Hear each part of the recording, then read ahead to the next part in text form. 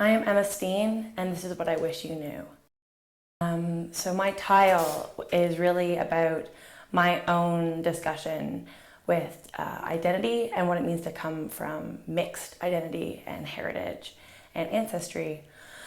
So on my tile, I have two lines going horizontally, which are like significant to wampum designs and wampum belts.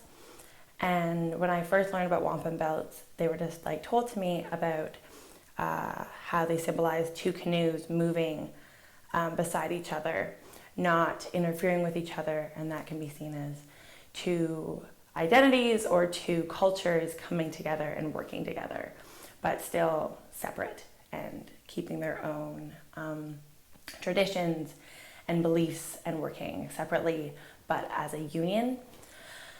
And so for a really long time, when I thought about my own ancestry and coming from mixed heritage, I kind of thought that way as these two parts of me that were very separate and distinct and did not actually combine or work together as they, I guess, might have.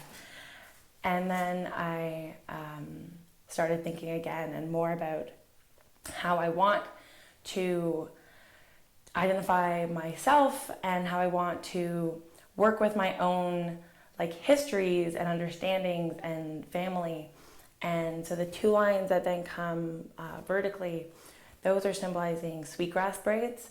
And when sweetgrass braiding was first taught to me, I learned it as like three separate pieces that alone are beautiful and strong, but then when you bring them together and you braid them, they become this tough, resilient force. They become stronger and better, and they work as this unit that was once separate and now whole. And I was thinking, well, that's more of what I want to think of my own ancestry as coming together and working together. And how when I think about how I want to identify myself, I don't want to say, well, I'm part this and part this. Like I am just, one thing. And all these histories are alive in me and are part of me.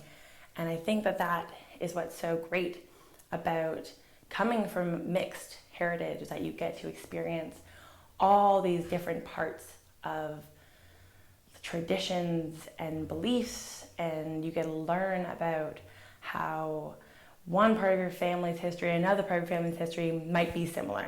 And if they're not similar, how they can be like combined and woven together.